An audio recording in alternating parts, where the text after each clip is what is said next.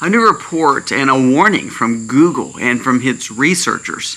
Not only that, from Elon Musk saying almost the same thing. Can we believe everything that we hear? You've heard that. What about everything that you see? Well, we're in a world now that what is truth? How can we actually decipher what truth is? Actually, there was a news article that said that we may start using more AI generation tools even to help Biden to make him look stronger. All this makes me think, can we believe our ears and eyes, or is it all just deception? Let's dive in today.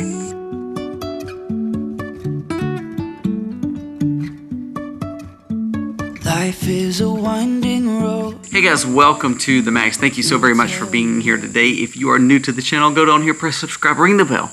Give us a thumbs up or a thumbs down, that's okay, but let us know what you think about the content of today's video. Now, today we're going to be talking about AI and how it's pretty much going to rule our life. We're going to talk about what Elon Musk just said about AI, and you know, he's been a proponent of it, but in a safe way. Actually, even Mark Zuckerberg, who, you know, to be honest with you, is definitely more liberal than anybody else and actually enjoys parts of control dealing with Meta. But even he came out and said, you know, we have to have a respect for AI, but also it could be very dangerous to us as a whole in populations. Well, Google is backing that as well. So I think when we start hearing warnings from tech providers and people who are around it all the time, shouldn't we heed that warning? Generating AI is flooding the internet with fake content. Google researchers warn that generative AI is flooding the internet with fake content, blurring the lines from authenticity and deception.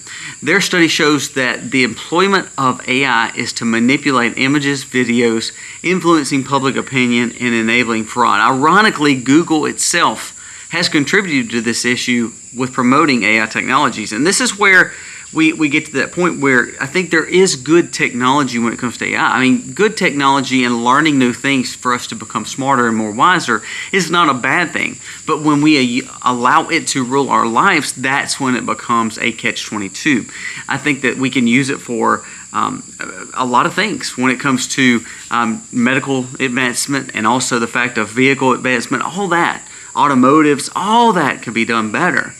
But when we think that almost like the web says, well, if we just allow the people to be lazy, fat, and sloppy, we'll just let AI do it all, then I think we're setting ourselves up for a failure as a nation. And I think that's kind of what Google's warning here is saying, there's good things. We can promote good tools. I mean, for instance, there's parts of a lot of editing, not me, but there's a lot of editors on YouTube that will use AI to help edit some of their videos. And there's nothing wrong with that. That's great tools that allows them to optimize and make more. However, there's a problem when your face can be seen on someone else's body and it looks real. Everybody's seen the AI-generated, pictures of Trump getting arrested or Biden falling more or, some celebrity that's in a scandal and it's actually not a scandal, it's just AI generation. So we come to the point where that is where it's dangerous and where it can put a false look on something. For instance, there was tons of pictures of Trump with Epstein. Well, to be honest with you, most of those images that they had kind of shared were all AI generated. Not saying he was never with him, I have no idea. I'm just saying the ones that were on there were pretty much categorically false. They had no authenticity. Now, I do like this. X has done very good. Twitter has done very good of putting that on the bottom of a lot of the videos. Now, there's nothing wrong with memes. Have fun with them. But we come to a point where what is authentic and what is fake? Can we actually believe our eyes anymore, or is it all deception? The paper highlights that the surge of AI-generated content challenges people's ability to discern what is real or fake, potentially increasing skepticism towards digital information and complicating verification efforts. Now, this is one of those things where if we see so much, we're either going to believe everything we see, or we're going to start pushing back and not believing anything that we see. And I'm to a point where I'm probably on the latter where I don't know if I can believe anything I see anymore. I don't know if I can believe anything I hear anymore. Because if you can take my voice for 15 seconds, AI can take your voice for 15 seconds and then make a whole dialogue somewhere else of a recorded image of quote unquote you, that's not actually you. Even actors and actresses are worried about this because they're saying what's going to happen is they're not going to no longer need us. They need to buy our rights, but ultimately they can use my face and use my voice in just about any movie. I think about the movie, Fast and Furious series, where they used Paul Walker, and pretty much Paul Walker had died, and they used his brother, and they had quick clips, and you never knew he died. It looked like he was in the movie the whole time. We've seen that over and over and time again. Now, there's a news story that came out that said, well, and this was pretty much before the debate, they were saying Biden should use more AI tools to help him just look stronger, look more fit, look more well, and maybe utilize it as a tool, kind of like what we would hear a body double. Hey, let's just use it as a tool where he can, quote unquote, give a speech and it's not actually him. Well, are we going to see more of that to where there could be a leader problem, there could be a weak leader across the world, and actually they can AI generate him for however long, and we think the guy's in perfect health. All the while, it's actually just computer generated, and there's other people leading that country. Those things they make you think, and it's not the fact that I want you to just be in pure panic about it. But what I'm saying is, when I hear a politician speak, the question is, are you hearing the politician speak, or is it AI generation? Can you believe what that person said? And if they try to debunk it, is it real or not? So I think we're going to see more of that. And the thing is, we're just in the baby steps of AI. I know even on YouTube, when we put videos on, we have to click a button showing that, what you see in the background, what you see with me, or what you see with animals, everything is true. Because there's so many videos that out there that it looks like people are actually standing here or doing that, or it's actually the person. It's not. It's all AI generated. So we're getting to a point where, we talked about models, actors. That's happening more and more and more. It kind of brings me to Elon's quote. It says, the human race is going to change a lot as AI advances. I think it's going to change not only for us in good ways, but there could be some things that we need to be cautious about. As we go throughout the future, everything will be automated. There will be household robots that you can fully talk to as they are like people. They can help around the house, be a companion, and whatever the case may be. There will be humanoid robots throughout factories where intelligence can be applied to where they can run the jobs. Even modest intelligence can be automated. Now, let's think about that. That's actually a quote that Elon said last year. Now look how much more is advanced. And everybody's trying to be on the cutting edge of this. We've already saw that our childbearing numbers are down, meaning there's no population repeating and replacing their humans. There's no population doing that right now across the world. And then as you hear, there's people actually quote unquote dating AI companionship. Now, they're not actually dating. What they're doing is they're building companionship with their computers, building companionship with this almost robotics. They're building companionship with someone who is quote-unquote perfect to them, and they don't have to get in arguments. They can do what they want to do and not feel so tied down to a person. Now, that sounds crazy to me. That would sound crazy to probably anybody that lived, in the last few generations. But that is the world we're living in now, where it's literally taking over our homes. Not only that, it's taking over our jobs. Listen to that. There is more automation in factories than it's ever been. And the more that they progress with, like even Elon's got this robot that pretty much do a lot now. Think 5 years from now, what if all our factories are ran by pure robotics because the unions, charge too much and these workers were wanting to make more, and all of a sudden these businesses were like, I'm just not doing this anymore. Think of kiosk in McDonald's. Think about the fact that most fast foods, when they went to $15 and $20 an hour, you saw more kiosks, you saw more AI-generated tools, you saw more mechanics than you actually saw people. So we're almost fading ourselves out of existence by allowing this new technology to give us ease and access to quote-unquote more smarts, more God complex, more technology. What we're doing is actually we're seeing the demise of human populations, all because we're giving our lives over to be ran by this automated system. I can go on ChatGPT right now and say, write a script for my channel and let me just talk it. They could do the whole thing without actually me even talking. They could do the whole scenario and build it to where it looks like I'm speaking, I'm talking, I'm telling the scenario of what, quote unquote, I figured out, and ultimately it's all AI generated, and you would never know the difference. When you think of AI generation when it comes to medical and legal, those could be pretty good. Those could help us. But say 5 years from now, if they start taking over all these jobs, what's left for the population to do with all this automation? You become more lazy, you become more lackadaisical, you become more dependent because you're not actually doing anything anymore. So you're dependent on either automation, robotics, or someone to provide something for you.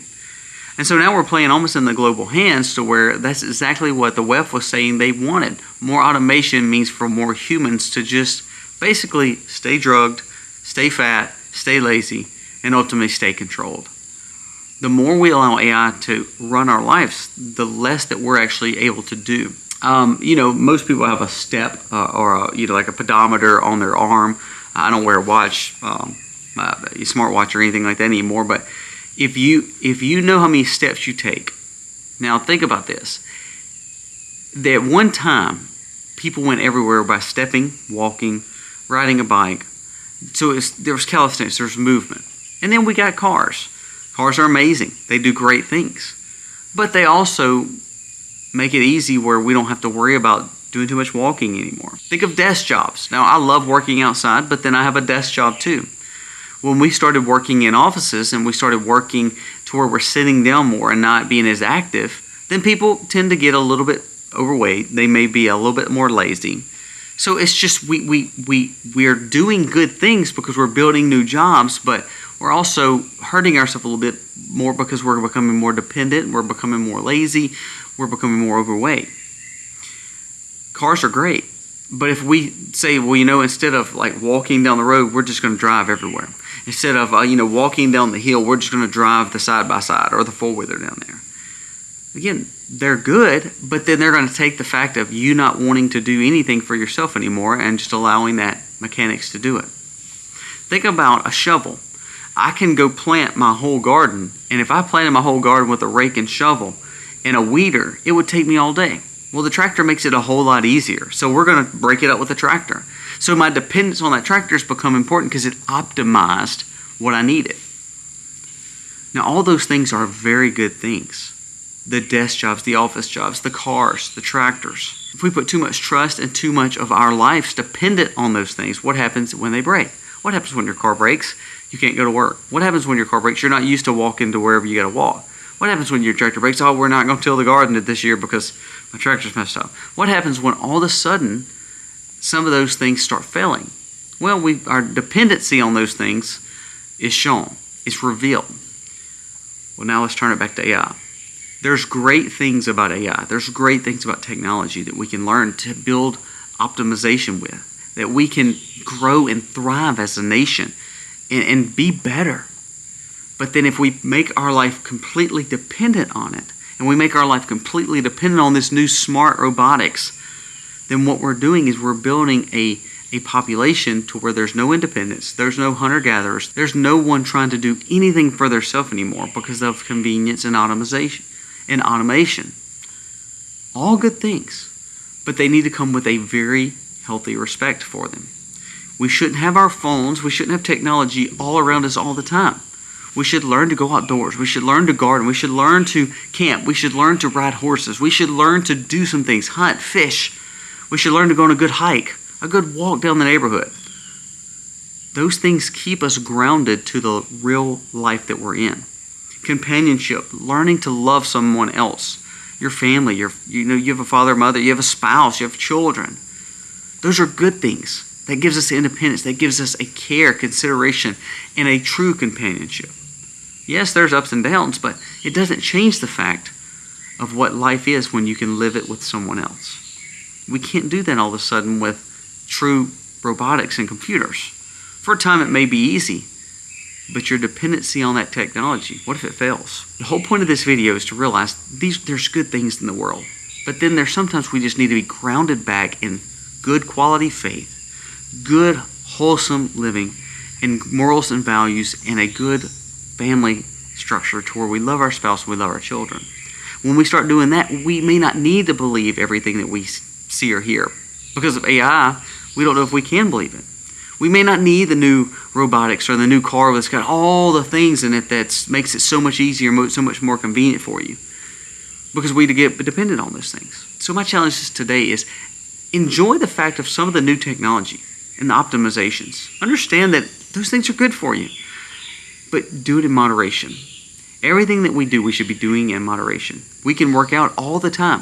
If we work out every day for 5 hours a day, your body will be broken down, so it's actually doing the opposite of building your muscle up. It's tearing it down too much.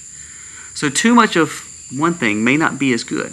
Well, AI is the same way. We cannot allow AI just to rule our whole life, especially when people like Google, who owns this platform, and then Elon and Mark Zuckerberg, all these people who are part of AI saying, look, there's good things about it, but we have to make sure that we are controlling the situation and understanding and having a friendly respect for it. And I do think that is true. Guys, let me know your thoughts on this. It scares me a little bit. There's times I talked to my son yesterday. I said, there's times I wish I could live back in the, almost the quote-unquote cowboy days, the West days, because I think times would be easier. And he said, Dad, it would be easier maybe on the technological side, but think about how hard it was. The average age of people dying was like 50, 45.